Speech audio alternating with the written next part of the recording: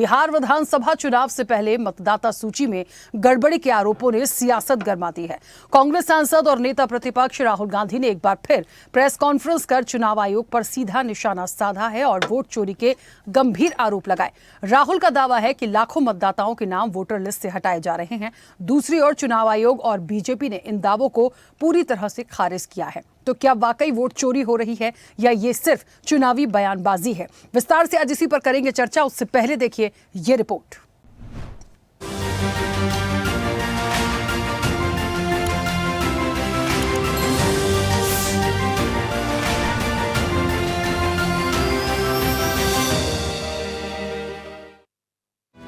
यह है सबूत कि ज्ञानेश कुमार जी वोट चोरों की रक्षा कर रहे हैं कि इलेक्शन कमीशन के अंदर से हमें मदद मिलनी शुरू हो गई। कर्नाटक में आनंद कंस्टिट्यूएंसी है, यहां पे चोरी पकड़, फाइलिंग ऑटोमेटिकली ऑनलाइन हो रही है।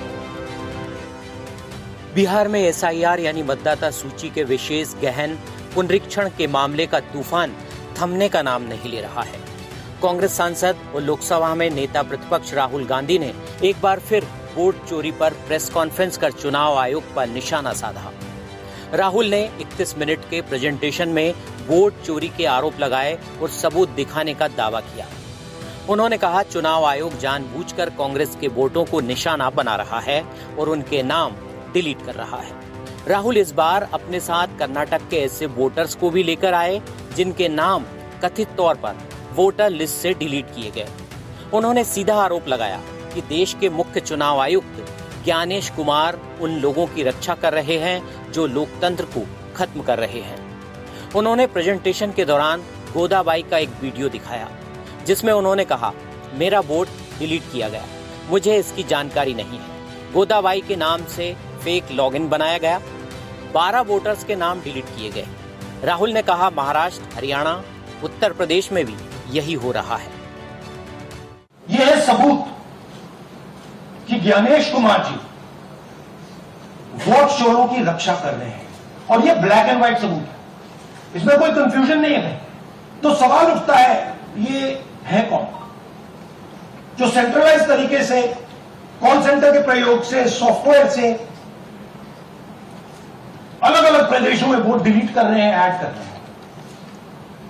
इलेक्शन कमीशन जानता है, ज्ञानेश कुमार जी जानते हैं। इतना ही नहीं, राहुल गांधी ने यह भी कहा कि अब चुनाव आयोग के भीतर से उन्हें मदद मिलनी शुरू हो गई है। उन्होंने कहा, हर राज्य में वोट चोरी की गड़बड़ी हो रही है। यह पिछले 10 साल से चल रहा है कि इलेक्शन कमीशन के अंदर से हमें मदद मिलनी शुरू हो गई। मैं साफ बोल देता हूं, इलेक्शन कमीशन के अंदर से पहले नहीं हो रहा था, अब इलेक्शन कमीशन के अंदर से इंफॉर्मेशन आ रही है। ये रुकेगा नहीं, ये रुक नहीं सकता है, क्योंकि हिंदुस्तान की जनता इस बात को एक्सेप्ट नहीं करेगी। एक बार हिंदुस्तान की जनता को, हिंदुस्तान के युवाओं को पता लग गया कि वोट चोरी हो रही है, उनकी शक्ति लग जाएगी। राहुल गांधी के एलिगेशन के बाद चुनाव आयोग ने भी प्रतिक्रिया दी। चुनाव आयोग की तरफ से कहा गया कि कोई भी आम नागरिक ऑनलाइन किसी का भी वोट डिलीट नहीं कर सकता। आयोग ने कहा, राहुल गांधी के आरोप निराधार है। उधर राहुल गांधी के आरोपों पर बीजेपी नेता अनुराग ठाकुर ने भी पलटवार किया। उन्होंने कहा कि कांग्रेस की हताशा बढ़ती जा रही है। कर्नाटक की जिस आनंद विधानसभा सीट पर वोट काटने का आरोप भी लगा रहे हैं, इस सीट से कांग्रेस उम्मीदवार जीता था। क्या वो वोट चोरी कर चुनाव जीता था? आज की प्रेस कॉन्फ्रेंस में हाइड्रोजन बम फोड़ने वाले थे, फुलझड़ी से काम चलाना पड़ा। जब इन्हीं के लगाए गए आरोपों को ऑथेंटिकेट करने के लिए कहा जाता है तो पीठ दिखाकर भाग जाते हैं, शपथ पत्र देने के लिए कहा जाता है तो मुकर जाते हैं। गलत और निराधार आरोप लगाना राहुल गांधी जी की आदत बन गई है। इलेक्शन कमीशन ने मोबाइल नंबर पहले ही उपलब्ध करवा दिए हैं, आईपी एड्रेस अगर दे दिए हैं, अगर मोबाइल नंबर दे दिए, आईपी एड्रेस दे दिए तो कांग्रेस शासित राज्य की कर्नाटक की सीआईडी ने अब तक क्या किया। और मैं एक ध्यान आपके माध्यम से देश की जनता को बताना चाहता हूं। रिकॉर्ड्स के अनुसार आलंद विधानसभा क्षेत्र ये कांग्रेस के ही कैंडिडेट ने जीती थी 2023 में 10,348 मतों से। तो क्या श्रीमान राहुल गांधी जी कांग्रेस ने वोट चोरी करके सीट जीती थी? एक बात आज जो राहुल जी ने बातों में मान ली और अपने जवाब में कहा, वो कहते कहते हाइड्रोजन बम एक तरह से फोड़ गए अपने ऊपर ही। वो कहते मैं लोकतंत्र बचाने नहीं आया। राहुल जी कहते हैं लोकतंत्र को बर्बाद करने की तैयारी है क्या? बिहार विधानसभा चुनाव से पहले मतदाता सूची के विशेष गहन पुनरीक्षण के मुद्दे को लेकर राजनीति गर्माती जा रही है।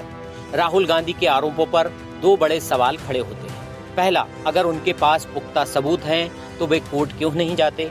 बार बार प्रेस कॉन्फ्रेंस कर हिट एंड रन पॉलिटिक्स कर क्या देश को गुमराह करने जैसा नहीं है?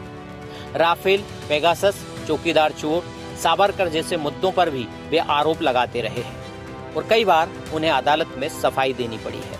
दूसरा, केंद्र सरकार और चुनाव आयोग को भी समझना होगा कि विपक्ष की शिकायतें सिर्फ राजनीति नहीं, लोकतंत्र की सेहत का संकेत है। विपक्ष का यह हक है कि वह सरकार और संवैधानिक संस्थाओं पर सवाल उठाए। इसलिए किसी भी आरोप की निष्पक्ष जांच होनी चाहिए। राहुल गांधी के आरोप सच है या नहीं, यह तो जांच और अदालत ही तय करे। लेकिन संवैधानिक संस्थाओं की विश्वसनीयता और जनता के भरोसे को बनाए रखना सत्ता पक्ष और विपक्ष दोनों की जिम्मेदारी है। सवाल ये भी है कि सरकार विपक्ष के आरोपों की जांच कराने की हिम्मत क्यों नहीं दिखाती? ये भी सरकार की मंशा पर बड़ा प्रश्न चिन्ह है। चैनल हेड आरपी श्रीवास्तव के साथ विजय नंदन, स्वदेश न्यूज।